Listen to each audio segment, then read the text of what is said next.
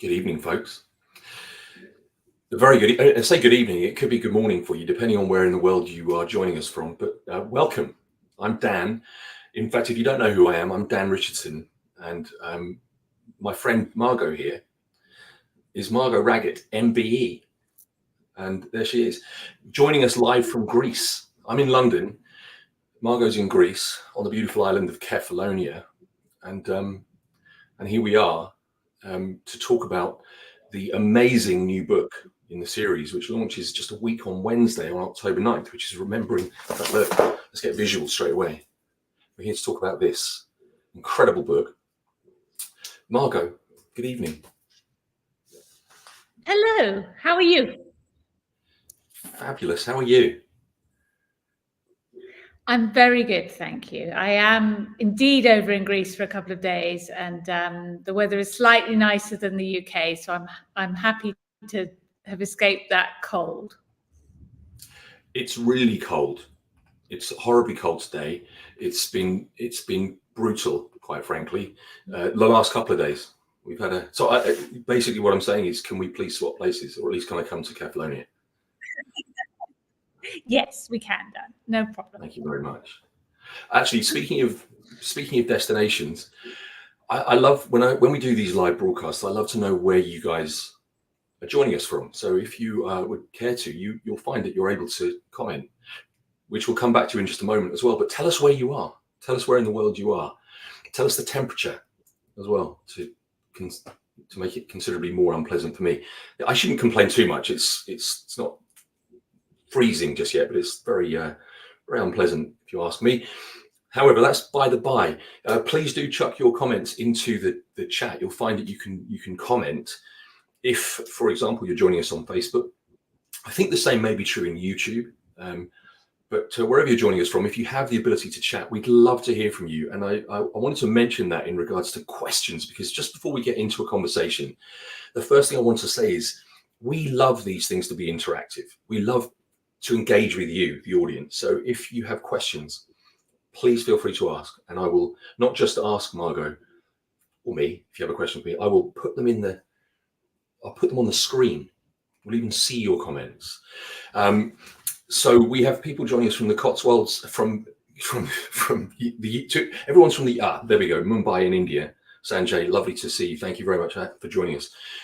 You're no doubt the warmest of the locations.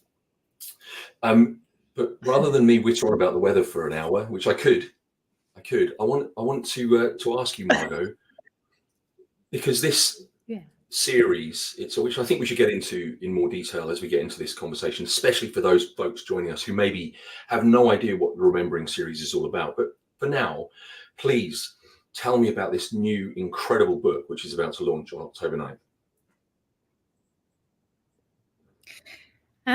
Well, yes, you've got a copy with you. I don't actually have one here with me now, but I'm incredibly proud of this book. It is the night. I think maybe the latest is always your favorite, but just the array of images that we've got in it is just really, really stunning. And also like having Valmik Thapar write the foreword, and just the general contributions that we've got in there. Telling the story of tigers, and which has been a real roller coaster in terms of conservation or their conservation, and just celebrating their beauty, really. So obviously you've had a chance to have a look through, but it is stunning. And I think one of the things that really has struck me in terms of how beautiful it is as well this year is the pictures I'm most drawn to are the really wide angle ones. The ones that have the background in as well, rather than the close up. So just the forest scene and the background for these tigers is so beautiful.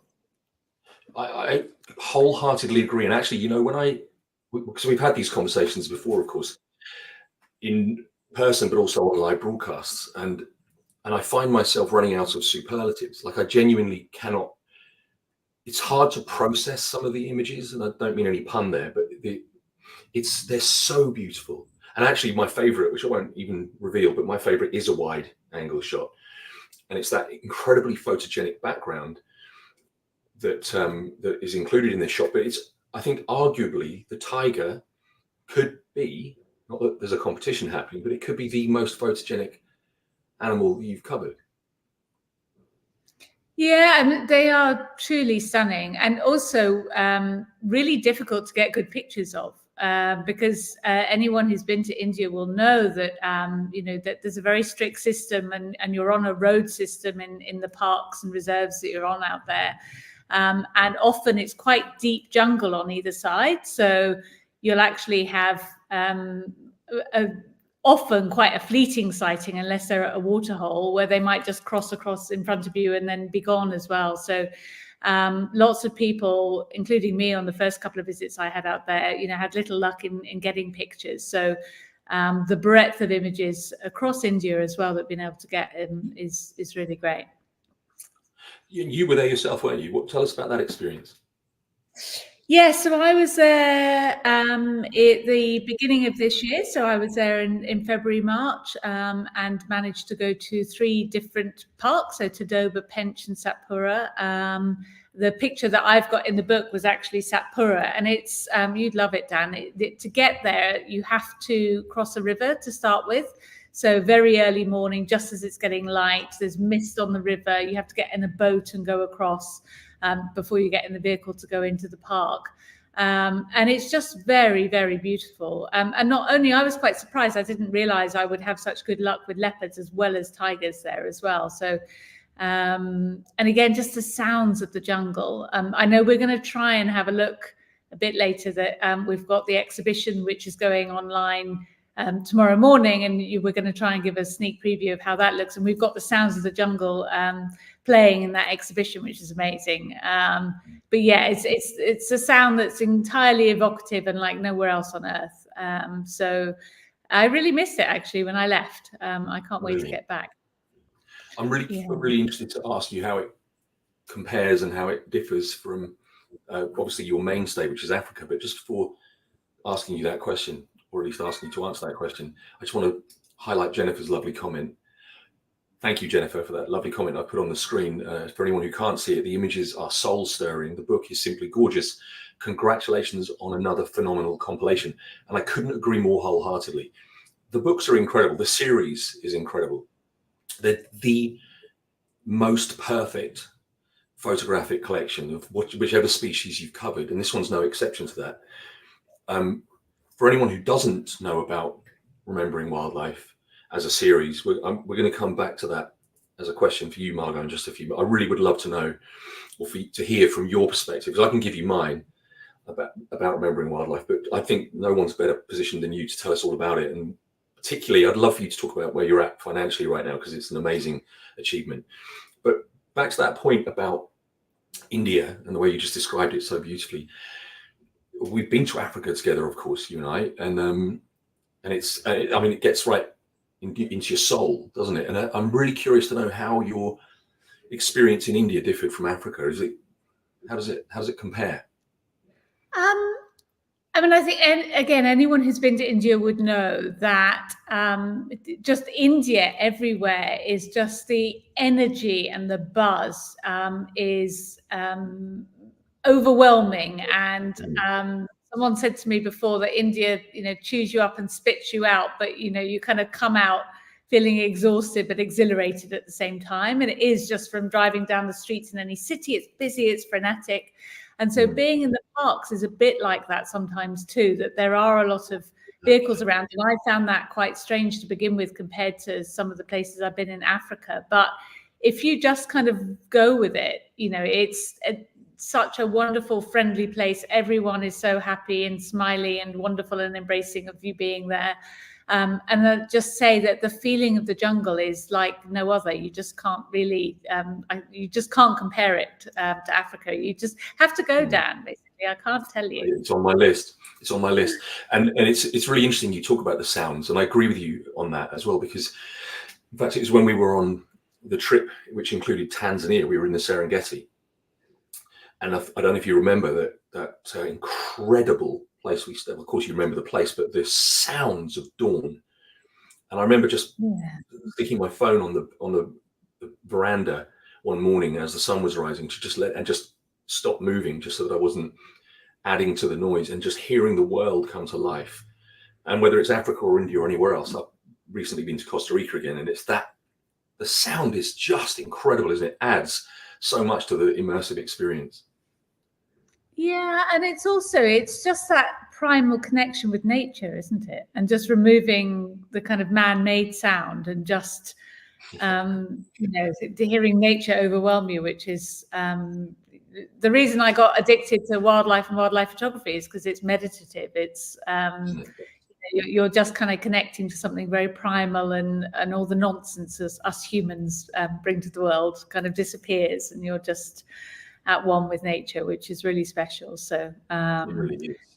Yeah. Again, I think lots of people on this broadcast, I'm sure, and watching afterwards can relate to that, especially those of you anywhere close to me, because I have almost a constant. Well, I'm under the Heathrow flight path, so I've got planes every 45 seconds. I've got sirens. I've got Deliveroo mopeds. It's all happening here. So I think partly it's the contrast from real life day to day, and that cacophony of sound, to then be in that absolutely raw nature where you, as you say, it's like it's visceral and it connects you so deeply to it. And I think, by the way, it's a brilliant touch for the exhibition, which I'm going to show you guys, and I'm going to try to do so with sound as well in a few moments. But for me, if that doesn't translate well, of course, because we're depending on my bandwidth and yours, for those of you who will obviously be joined on the live broadcast, if you don't get the full experience through the share that I'll do shortly, please check it out. I'll share the link for you to various links, including the Remembering Wildlife website and places you can follow Margot. But we'll put that exhibition link into the chat for you guys, so you can actually copy paste it. Thanks, Margot. Yeah, perfect. And then check it out, because and when you check it out, just pay attention to those sounds. Crank your volume up and pay attention to the sounds, because it takes you there. It's incredible. It's a nice touch. It's clever. Yeah, no, it's lovely. It's lovely. And it's worth actually saying, I know we're jumping around a bit here, but because we're going to talk about the auction that goes live tomorrow as well. But we're very lucky in that we have a number of safaris to India on the auction as well. So if people haven't experienced India before, we've kind of handpicked places that we would recommend, special camps who can do all the travel arrangements for you around the fact that you've actually got the camps booked. They can do everything else for you. So do not hesitate to get yourself out there if you possibly can, I'd say. And I might very well be bidding on those safari lots myself. So get in there, folks, because if you don't, I will. In fact, that's the whole point of an auction, is it? We all can. You just said something, Margot, there about we're jumping around quite a lot, and we are. But I think this is an important question for you, which is going to appear on the screen now. I hope you can see it, and if you can't, I'll read it for you. I can. So there's a story behind this for anyone who's unaware, which relates back to Margot being in Kefalonia. Okay, excellent. We're going to have a guest appear. Now, in the past, some of you guys I know on this broadcast have joined me for live broadcasts that I did a few years ago during the pandemic, and we had Kiki the squirrel join us. Well, now we have Thermi. I know, but she's not. She was just kind of asleep, so I've just woken her up, and she's not terribly happy about it. Maybe she'll stay. She's the most lappy lap cat in the world. There you go. She's over it already, and she's always forgiven. Tell us the story about Thermidor, which her name isn't Thermidor, by the way. I just like calling her that.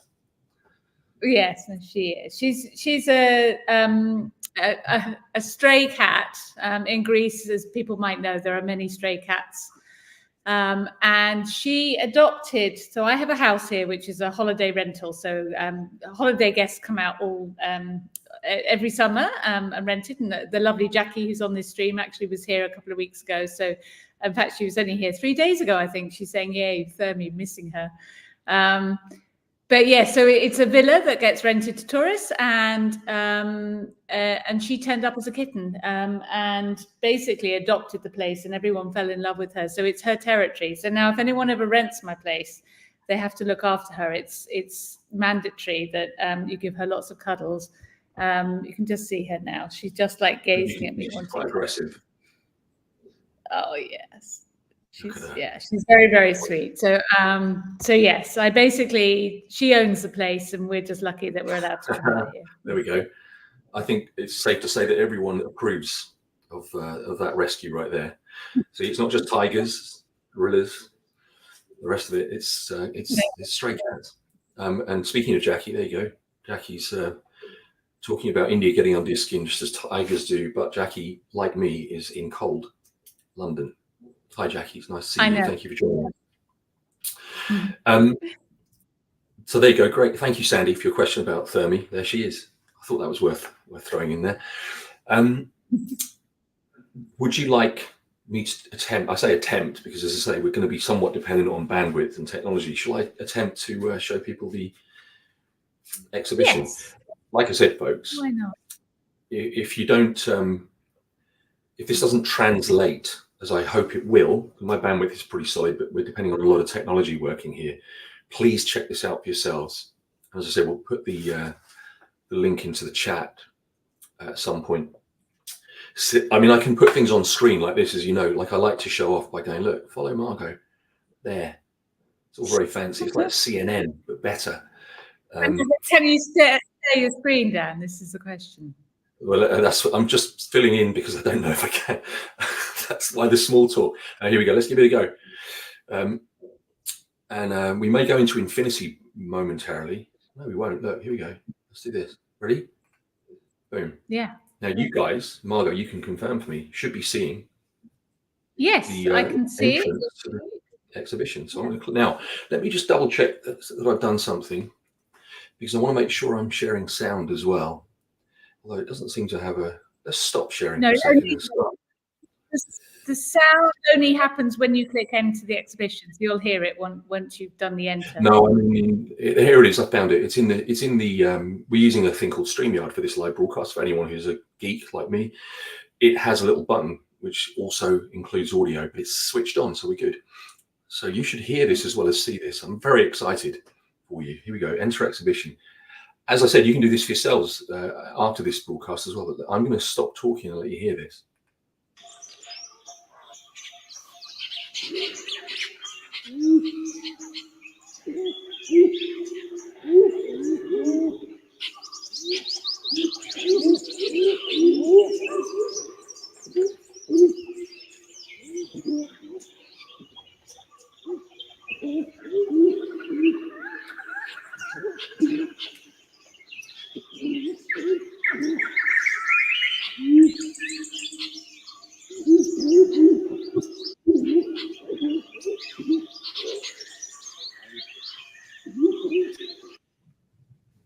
Bandhavgarh National Park, India, April 2023.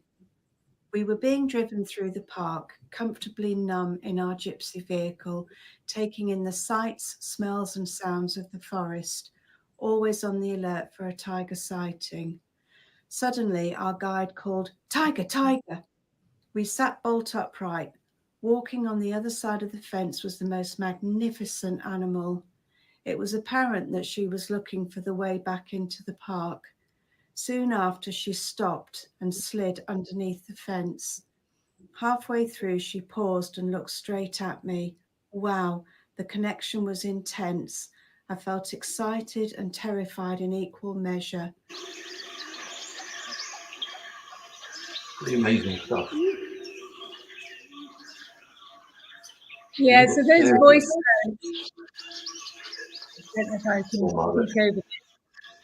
Yeah, the voice notes really add an extra dimension to it. It's really lovely. A number of the photographers have been able to get us those, so then you get a real sense of story time. And those two rooms. So yeah.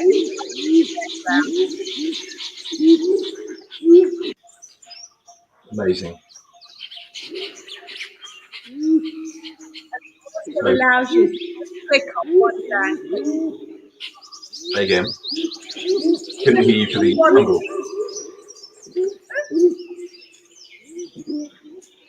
Yeah. Then here we've got the ability to order the print. So at the bottom, photographing tigers in the wild is always going to require a bit of luck. Yeah. Photographing tigers in the wild is always going to require a bit of. And you can skip through the course like this. Yeah. So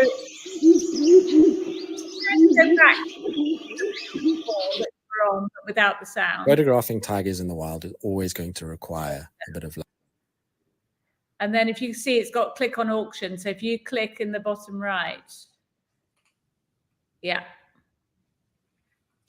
See where that takes Amazing. you.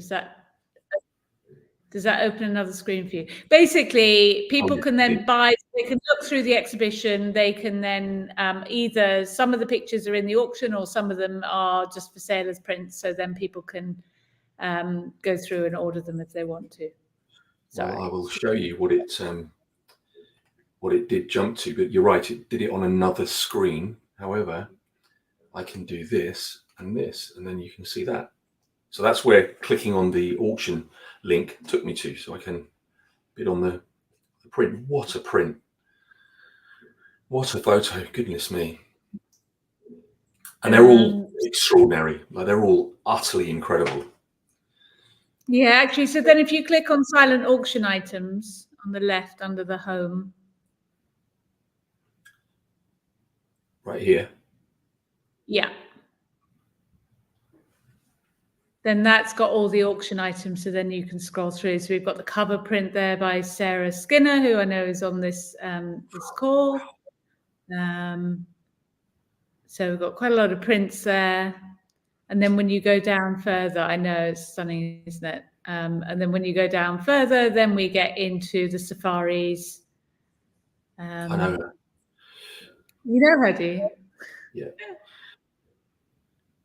Oh, look. So, blood. Wow. Yeah. And then we've got next to that, you can see this beautiful painting by Karen Lawrence Rowe, who's obviously a long-term supporter of us. Beautiful watercolor, which is actually based on the picture by Paul Goldstein in the book. And then, yeah, it's just beautiful. And then we've also got some buy it now prints of this. So if you can't afford the watercolor, you can buy a print. And then we've got these two wonderful bronzes by Simon Max Bannister again. Both of these artists have won Wildlife Artist of the Year in their own right. So yeah, really beautiful stuff. So yeah, I'm hoping tomorrow. So the auction goes live tomorrow morning, and then it's open until Sunday, the 13th of October. So we've got a while to go. Just some other beautiful paintings in there, and signed books and things like that. So jewelry. So hopefully something for everyone. Amazing, absolutely amazing. Margot, where is one of the? I assume one of the easiest places for people to access all of these things is rememberingwildlife.com. But what other routes in can people find? Yeah, so we'll post. Yeah, we'll post the link on all of the chats. We'll be putting out an email to our database tomorrow, so people can join the database to get the link. We'll put them on all our social channels tomorrow as well, and then I will also have it loaded on the homepage tomorrow as well. So we will make sure everyone knows how to get there. Amazing. And then if people come along on the night on the 9th. As I know you will be there, then again we'll kind of have leaflets where people can click on the links as well. Indeed, and a great point about the 9th. I think it's really important to talk about the 9th. The 9th of October, folks. I know many of you will have been to previous launches of Margot's over the course of Remembering Wildlife series. The Royal Geographical Society in Kensington in London. It's an amazing venue. It feels like this to me. It's custom made for this kind of event. It's not just a cinema where we happen to be covering conservation and wildlife. It's literally at the core of the world of conservation and wildlife. So it really fits and feels like it does. And the events themselves consistently, year after year after year, are so. There's two reasons why I love them so much. I'm going to explain to you, and I'm sure you guys, and again in the comments, tell us what you love about them, because I know a lot of you have attended. It's the insightfulness of the speakers that it's mind-blowing. It's like watching an incredibly informative documentary, listening to the speakers. They're incredible, all of them, and Margot does a fantastic job of always finding the folks who are really at the forefront of the species, the conservation of that species, and so on. So there's that. And for me, it's also always the fact that whenever you're in these types of events, you're surrounded by people who just make you feel hope in what we can do, how we can achieve the things that conservation sets out to achieve. And Margot plays a huge part in that. They're amazing events. And if you are able to join us, please do. It's an incredible evening, surrounded by incredible people, listening to incredible talks, and of course, seeing incredible photographs. So please do join us if you can. And those tickets are on sale via the website and via, I dare say, again, your social media channels, right? People can find their way to the event. Yeah, so there's definitely already a link on the rememberingwildlife.com homepage that just says buy tickets now. And you can buy what's one of the happy outcomes in the last few years, since we had to do everything virtually. The Royal Geographical Society is now set up so that you can also watch virtually, so you can actually watch from anywhere in the world.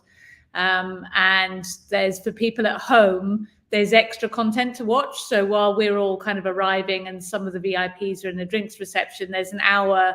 We've got a couple of chats that I pre-recorded when I was over in South Africa with some of our photographers earlier this year.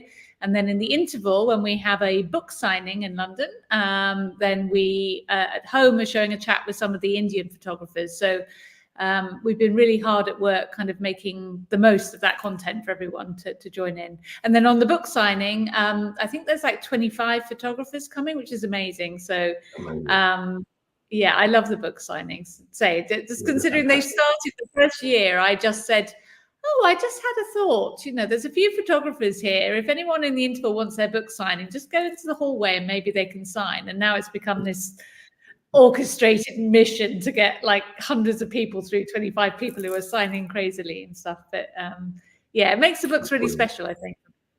I was going to say it does. It takes an already incredibly special book and makes it even more special, and to you individually, and what a gift as well. What an amazing thing to give to somebody. These books, by the way, I always think, I don't know if this was deliberate on your part, Margot, in terms of the timing of it, coming at the sort of the beginning of autumn and heading in towards Christmas. But for anybody, doesn't matter if you're into conservation, if you're into animals, it's the same. I think of it in the same way as those amazing books that you see, Earth from Space and things like that, or the underwater world, where it's that sort of thing that you can just sit and just lose yourself in it completely. These books are so spectacular, and they're underpinned with a conservation effort. Of course they are. That's what it's all about.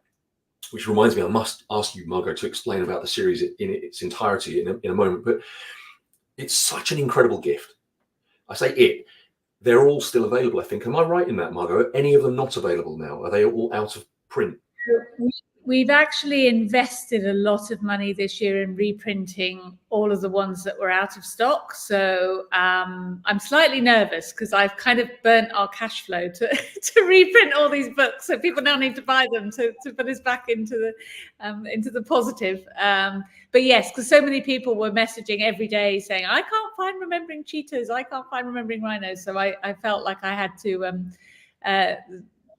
find a way to get some reprinted. So yeah, they're all in stock right now. And definitely what's lovely is when people discover us at some point in the journey, and it might be that people have only just heard of us this year with Remembering Tigers, they then hear about the series and want to retro buy all of the series. So so yes, you can at the moment, which is good.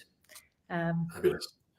Sandy, I hope you saw that I put your question up on screen, and that in the background, as if by magic, Remembering Wildlife have posted the link you can see on your screen. But go to the chat itself and you'll see that that link is actually copy and pastable. I don't want to get technical, but that's what you can do with it, and then which you can't do on the main screen. But I see some wonderful names of friends, Rudy and Ingrid, who will be joining us, and I know many of you on the call also will be joining us, and it is an incredible event. And if you, as Margot says, if you can't join us in person, because I realize we have people joining us from all over the world, join us online, because it is a special event either way. It's really, really wonderfully done. Speaking of which, now I had the great privilege, Margot, of meeting you. God, I mean, I don't even want to think about how long ago it was now, because it means that I must be that old. it was a long time ago. It was after Elephants, which was the first of the books. Yeah. Perhaps you could just give people a sense of how this began, and then where it's come to. Well, part of it's your fault, of course, so I'll build that into the story. But yeah, so I originally I had the idea to do a one-off book on elephants, remembering elephants, to raise awareness of elephant poaching and to raise funds to fight elephant poaching and to protect elephants. And that came out in 2016. And at the time, I thoroughly expected it was going to be a one-off, because it took me a year and a half to do. It was very full on. And my ambition was to raise £100,000. And that sounded like an incredible amount to me to raise for conservation. And I thought I'd just be pleased with that, and that would be good. And then we met around that time, and we were talking about conservation efforts and how those funds were being spent. And then we arranged that I was going to go out and see how some of that money was being spent in Meru in northern Kenya, and then we arranged that you could come along as well. And at the end of that trip, and then briefly within that trip, one of the things that we had funded there was giving tires and fuel, and we fixed a grading machine so that the roads could be made passable in Meru National Park, because the anti-poaching units hadn't been able to get deep into the park because the roads were unpassable. They were all kind of full of ruts and needed grading.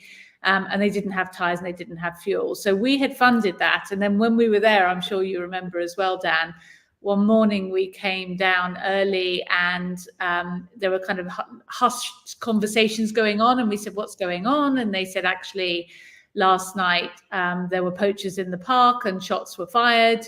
But the rangers had got close to the same area because of our donation, and had fired shots into the air to warn the poachers that they were there.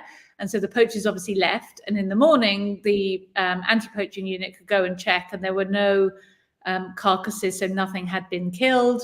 There were cartridges, but they'd obviously scared the poachers off. So that was a really live experience there and then of how our funds had made a complete difference that night when we were there. A poaching incident was averted, and it was spine-tingling, wasn't it? It was. It really was.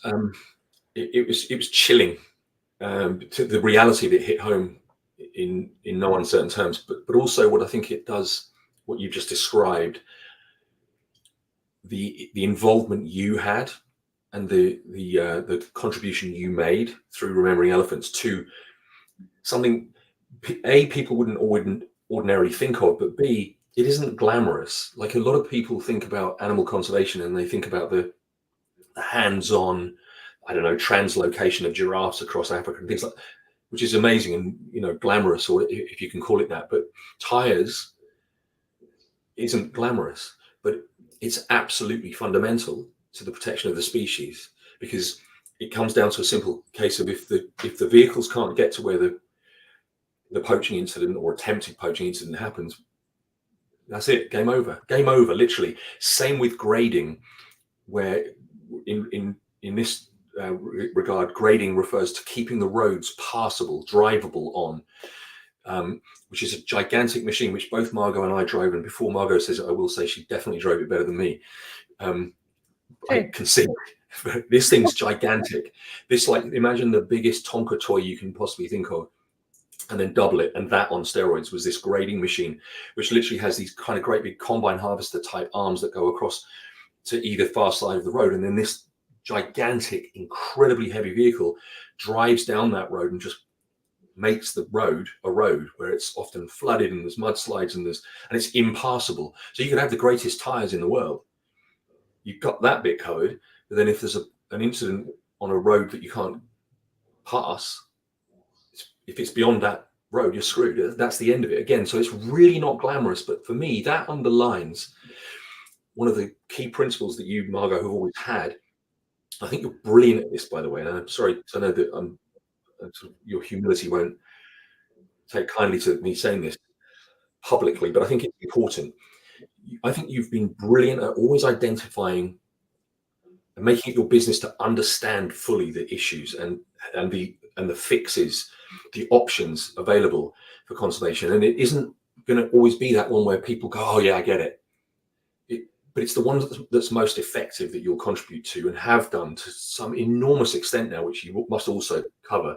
So I think it's important for people to understand just how far this has now reached and to the extent that it's done so. But also it's the fact that it's always, you can rest assured two things. It's always going to be the right kind of spend that's going to be effective conservation, and it's always going to be transparent. I think those two things are absolutely huge, which you do brilliantly.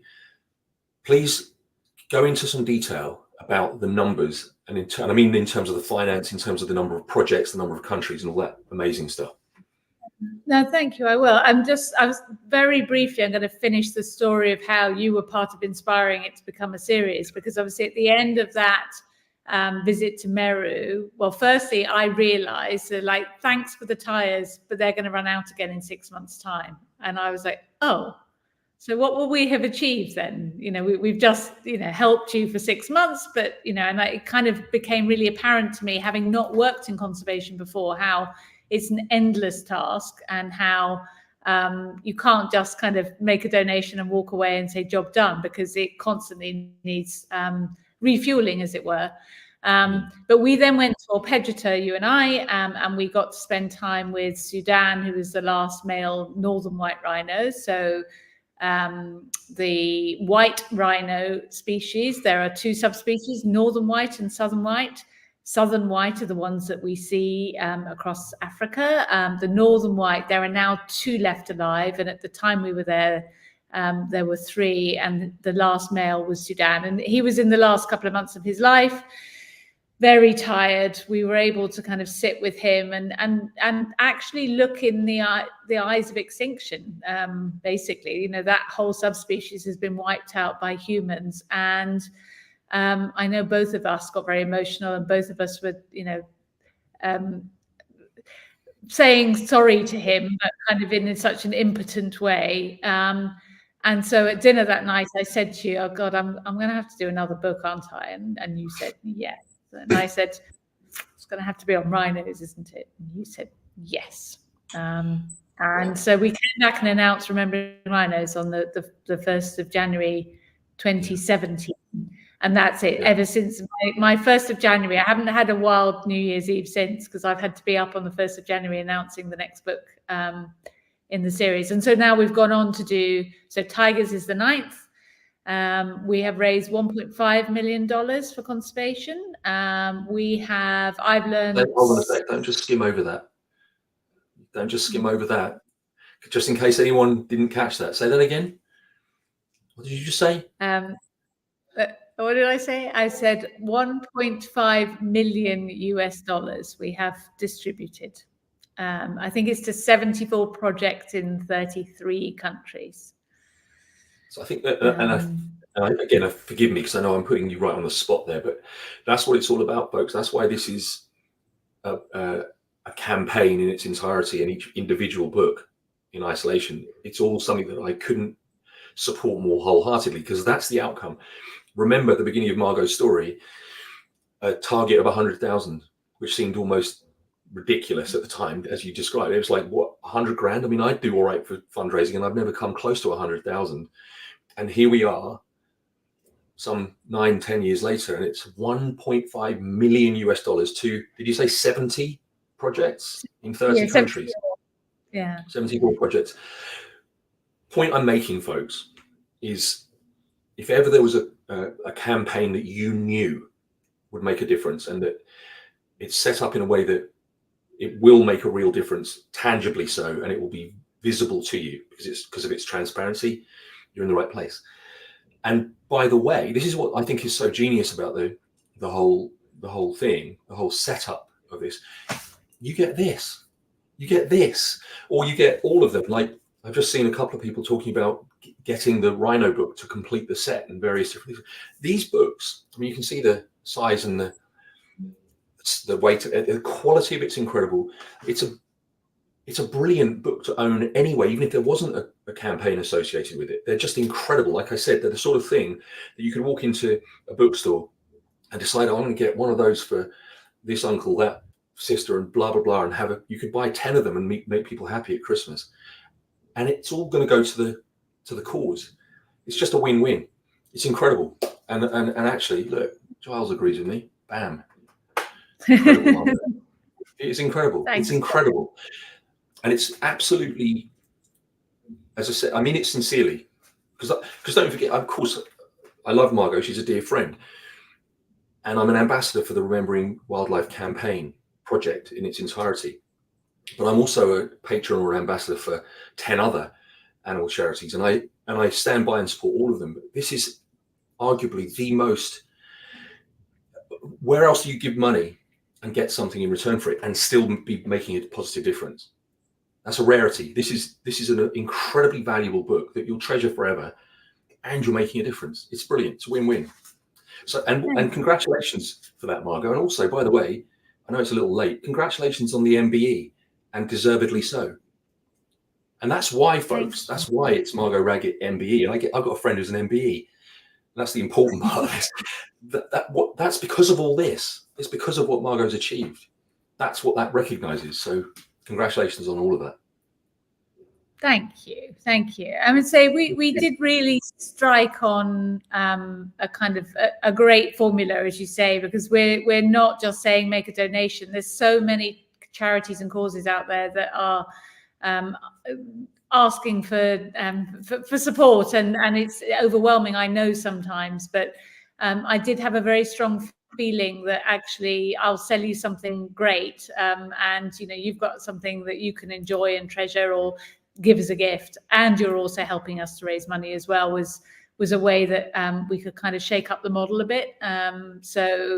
So yeah, as you say, and even you just had a look at the auction and say, we're so lucky. Such amazing artists have got behind us and make donations of sculptures and paintings, and the lovely Graham makes our jewelry every year. So unique pieces. I have my little earrings, elephant earrings in here. They actually just sold out. The last pair sold. So they're all limited edition, all our jewelry. So make sure you get in quick for the tigers. And they're all based, the jewelry, on photographs from the books as well, which makes it even more special. So.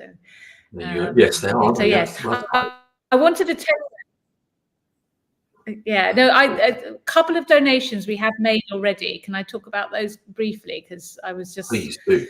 Please, yeah, about one. I think what's really the journey I've been on. Say, I had no idea how to make a difference in donations from the beginning, and as you say, I'm very careful now of really trying to understand what the issues are and putting money behind things that make sense to me to try and help with the conservation. And again, there are so many different approaches to how you go about it, but there's real similarities across the world. So there's so many parallels between Africa and India, for example, where people are trying to live alongside big cats and dangerous predators, even bears across the world as well. And it's really easy for us sitting in comfortable, UK, where there's nothing that would kill you if you went outside your front door, in terms of wildlife, at least, to then say to people elsewhere, well, you should tolerate lions or tigers or leopards because they're endangered and we don't want to lose them. But it became really clear to me when you talk to local people, that's not easy. It's not an easy ask. And if I had to have the same, if my child or even Thermi was at risk from going outside from an animal coming along. So we need to help people to enable them to live alongside predators if we want these animals to still be out there. And so 2 donations we've already made in India, one to the Centre for Wildlife Studies, and then the second to the Wildlife Protection Society in India, but actually both are doing similar things. So with Centre for Wildlife Studies, we've helped to pay for livestock enclosures. So where people have livestock and they're earning their living from their livestock, it's their bank effectively, or their product that they sell. If a tiger comes and eats their livestock, then they're out of pocket and they would understandably be upset. So you put an enclosure in so that they can try and be encouraged to keep their livestock out of harm's way. But the other thing I realized, and I hadn't realized before, is that there is government compensation in India, but the bureaucracy getting to it can take months and months and months and months, and people have not got that money sitting around. They can't wait. So both of the projects that we're supporting are also actually funding, helping people, sometimes people who actually are illiterate, so can't even fill out the forms themselves. So they can go to one of these charities, sit down, and they help them fill out the form and do it all right so that they get the compensation as quickly as they can. Which again, as you say, it's not, so we're paying for form filling, Dan, which, you know, who knew when we started out? Perfect example. That's exactly what I'm talking about. Who would have even in their wildest dreams guessed that that would be a relevant thing when it comes to saving the lives of tigers? But it is, and that's the brilliance of this. And that's again where I commend you for the depth that you go into. You make sure you understand it by surrounding yourself by the people in the know, at the core of the issue, the species in question, and make the decisions around that. I think it's brilliant, and it's why folks can rest assured that the money is being incredibly well and wisely spent. There's such brilliant examples of that. Yeah, I mean, but I must say, to be, you know, not everything is a success, you know, and there is not a single organization out there who doesn't try something and then have it not work sometimes. So I can't claim that every decision I've made, every investment I've put into projects that seemed worthwhile to me have got 100% success rate. Cool. You know, you just can't. Cool. But say, I mean, on the bigger scale, people say to me, so therefore, what can you say? What can you prove that you have achieved with all of this? And say $1.5 million does sound a lot, but equally, it's such a tiny drop in the ocean of what's needed for conservation. But all I can say is that, say, we're like a forest, fighting a forest fire, and we're one hose. We're a significant hose fighting that fire. And if we stopped, there'd be one hose less. But it's a team effort. It's everyone. It's no one organization can claim you know, that they've solved any of this, because the problems are endless, and also the problems are all caused by humans. But that's another whole other conversation. Margot and I have the luxury of being able to spend time with you, Margot, as you know, and we go for our walks once every couple of months or so and put the world to rights. And this is one of the things, as you know, I agree with you so wholeheartedly on, is that it's such a shame. All of these things that we talk about, they're human created problems, and the solution lies with us humans too. But I do find it difficult. This kind of comes back around full circle to what I said about the evening at the RGS, and indeed events like it, where I'm surrounded by like-minded animal conservationists, animal lovers, where you just think, man, it'd be nice if everyone would just do the right thing, rather than we have to build walls around these animals and make rules to protect them, rather than people just do the right thing. And that, sadly, isn't the world we live in. So we do have to keep doing this. And thankfully, there's folks like you fighting the fight daily, and literally it is a daily thing, because of course we do events like this. It's great. And we have a launch event on the 9th, and we contribute when we buy a book, we do whatever we do, but this is a daily thing. And the folks out on the front line, Margot's supporting with the funds, it's a daily thing, and it's very real. And actually, funny enough, it comes back to by the way, Matthias, I'm jealous of you. I'd like to have brown bears walking around too. Jennifer mentioned, as you were talking about Sudan earlier on, this comment that I put up on screen about spending time with him. It is to this day the most profound experience I've had in my entire life, and I've had some amazing experiences. I have to say that, partly because of what you said, Margot, that it was staring extinction in the face and just feeling this impotence. And you're right, I just cried and apologized. That's all I could do. I remember we had to film some stuff, and I couldn't for about 25 minutes. I couldn't pull myself together for that long, because I was just sobbing. It was that hard hitting. And also just to be sitting, when Margot says we got to sit with Sudan because he was getting towards the end of his life and very tired and harmless, essentially, he was about the size of a large van, and we were literally sitting with our arms around him. I've never experienced anything like it. There's a photo that I still look at to this day, and I think, God, that was real. You're right, Jennifer. It was utterly soul stirring and life changing.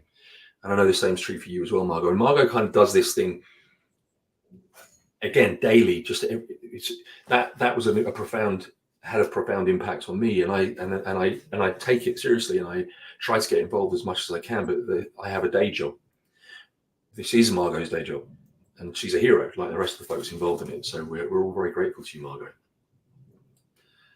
Thank you. And no, it's been really wonderful having you on the journey. So you've actually been there from almost the beginnings, to say, but from the point where I was still thinking it would be a one-off book through, yeah, we've been on some adventures together and seen some of the projects for ourselves. And yeah, it's been very special. And I'm very, very grateful for you for shining a spotlight on what we do. So thank you. It's the least I can do, and the gratitude is mutual. I have a question for you, Margot, which I'll ask. But before I do, I just want to remind you guys in the chat, if you have a question, we probably have no more than 10 minutes remaining. Again, Giles agrees. I must remember to mention something about Giles and I shortly. It's not an announcement of that nature. It's just a conversation we need to have before we finish this broadcast. But I have a question for you. And while I'm asking this question, folks, if you have some questions as we close out in the next few minutes, please feel free to write them in the chat and I'll pass them on to Margot. It's the 9th book in the series. I know you can't answer this question already before I even ask it. You know where I'm headed. It's the 9th book in the series. We did talk some years ago about remembering squirrels, and you call yourself a friend, but I haven't seen that one yet. But nonetheless, I'm not asking you to answer the obvious question, but do you have, like, how does that process work in your mind when you're at this point where you're about to, the culmination of all your work to create this is about to hit on October 9th? At what point, maybe it's already happened, when do you start thinking, like you just described about remembering elephants? We're in Kenya, we met Sudan, and you're like, book 2's coming. When did it hit you about book 10? What are you prepared to share about that? And I know you're not going to tell anyone, me included, what book 10 might be, but is there a thought process happening already in that regard? The general thought process is often I get to the end of this stage where we're about to launch it, and I'm so exhausted that I'm like, I'm never doing another one of these ever again. And then I have never had children, but I believe it's possibly like childbirth, that then when you've gone through the pain, you at the other side, you're looking at your lovely baby and thinking, oh, how nice, I'll do it again.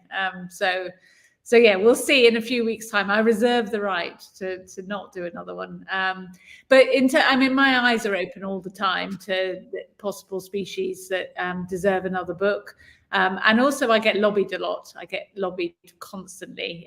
So people always suggesting the next one. I had a Zoom call with some very interesting people a few weeks ago who've got a book in mind that they think I should do. But no, so I'm not going to tell you, basically. But watch this space on January.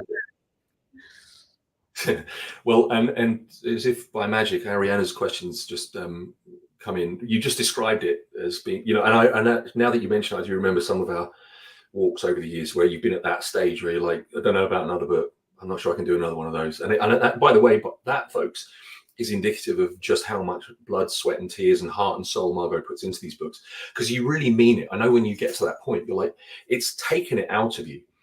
It really has taken it out of you. And I understand I don't fully understand, of course, the challenges and the intricacies around creating such a incredible output consistently, 9 years running. Ariana's question is a brilliant one. What's been the most challenging aspect of creating these books?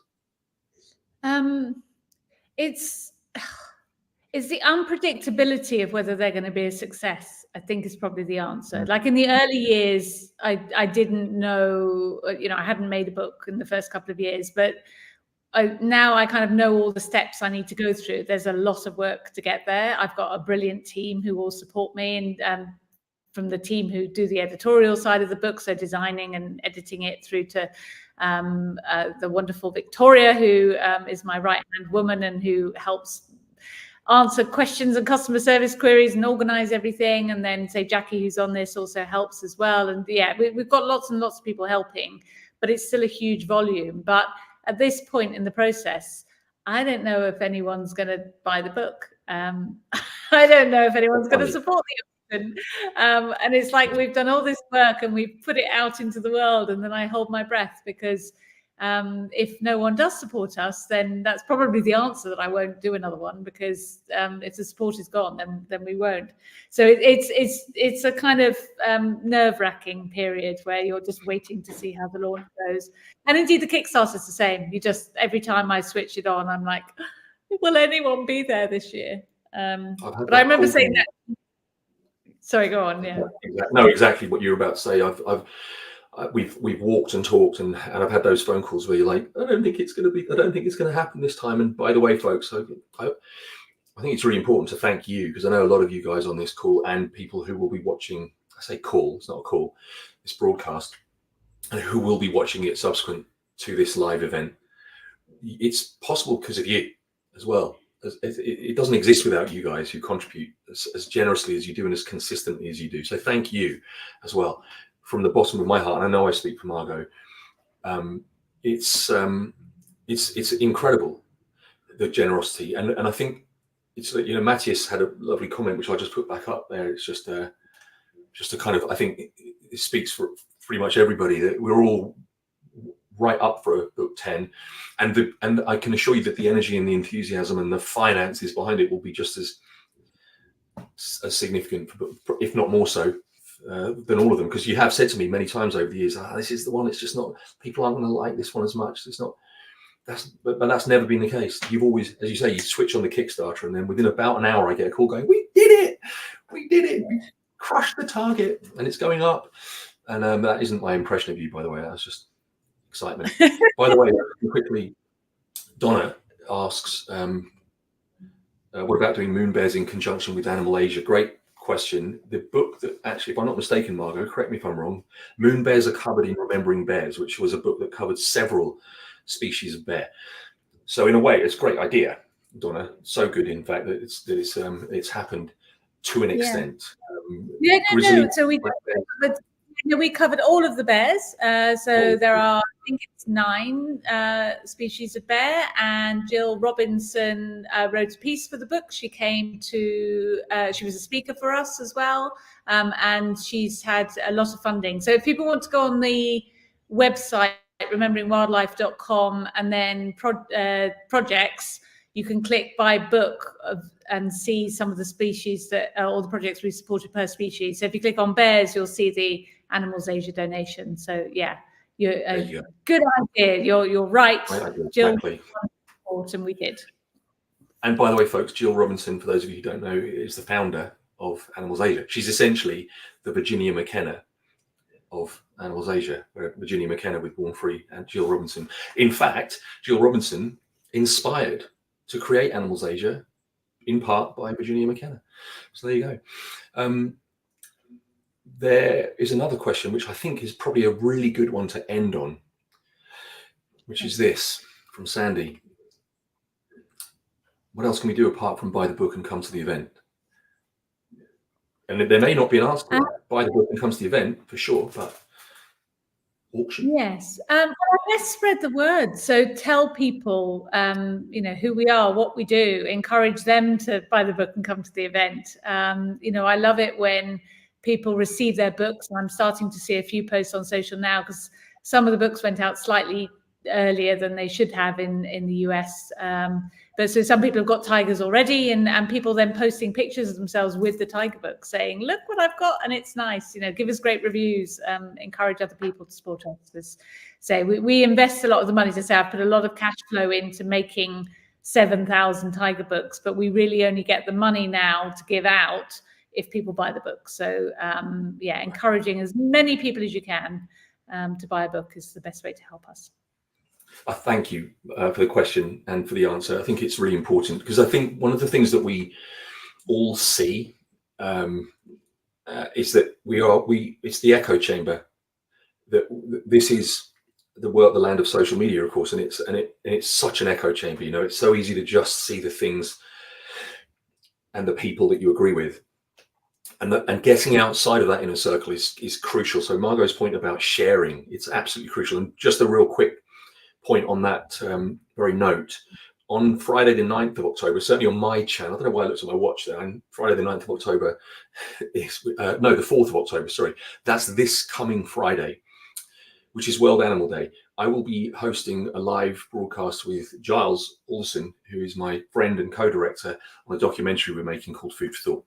I'm not going to spend much time talking about this now because that's not what this is about, but I do want to invite you to join us at 7 p.m. UK time on my social media channels, which you'll see are partly what we're broadcasting on right now. Any of you who are here by virtue of Margot's channels, you won't see it on Margot's channels on Friday. I'll just quickly put my details up here so you guys can see where you can follow me on X, Insta, and Facebook. We'll be going live 7 o'clock with a big announcement, and we'd love for you to join us. And that is another example of where we just depend so heavily on people outside of our circle of you wonderful people, the circle of friends that already care about animals and already support these campaigns and projects. It's sharing, just like Margot said. If you can share, it just makes such a world of difference, because we need to get outside of that inner circle, especially when you think about animal welfare, animal conservation. I don't know what the number is these days, but I do know that it's frighteningly low.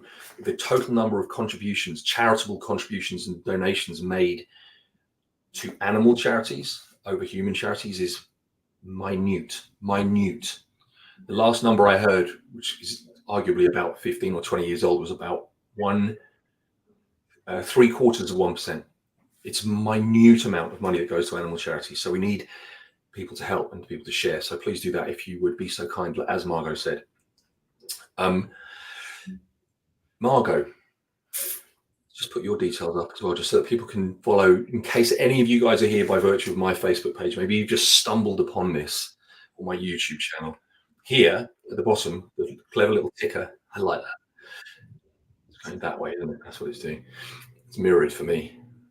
Those there are how you can follow. Am I getting it right? Margot's over there. There's Margot.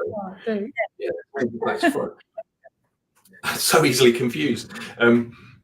Scrolling along the bottom there, remembering wildlife on X. I can't call it X. It's Twitter, Instagram, and Facebook. Please jump on. Even that helps. Just following, liking the page, whatever it may be. Please do that. That way you'll be kept abreast of all these wonderful projects, these campaigns, these events, and we'd love to have you on the team. We really would. And it's all about sharing, like Margot said. And with that, Margot, any final thoughts? Put you right on the spot then, didn't I? You did, yes. No, just huge gratitude from me for everyone who's given up some of their time this evening to watch this and to support us in whatever way you can, and know that we're all working as hard as we blooming well can to make a success of this launch. So yeah, go on the auction site, have a look around there, have a look around the exhibition, come to the event. We have also VIP ticket holders for the event. We've got, it's actually a bit different. We've got a live drive from the Indian jungle next Sunday night, but it's actually not, it's pre-recorded live, if that makes sense, because actually the parks are closed right now, but it's the same format as we've had live drives from Africa. So it's a guy who's done lots of drives before, and we've edited the best bits of. So it just transforms you to the Indian jungle. So definitely, and if you've got a normal ticket to our event, you can upgrade yourself to VIP, and then you'll get access to that as well. So that should be, I had to watch it to make sure it all looked good, and there are some incredible moments, including tiger cubs, the tiniest tiger cubs you've ever seen. Exactly. Wow. It's amazing. Yes, make sure you get your VIP tickets, and then you'll get access to that next Sunday night. Fabulous. Thank you, Margot. Thank you, folks on the broadcast. Without you, as I said, none of this happens. Jackie and everyone else, we look forward very much to seeing you on the 9th as well. So you can join us on the 9th at the RGS in London. Tickets available via the website. You'll find links in the chat as well, posted by Victoria. Please follow on all the social media channels. And finally, Margot, from the bottom of my heart, and I know I speak on behalf of everybody, thank you so much for everything you do. We love you. and we'll see you folks on the next one. Yes, see you on the 9th.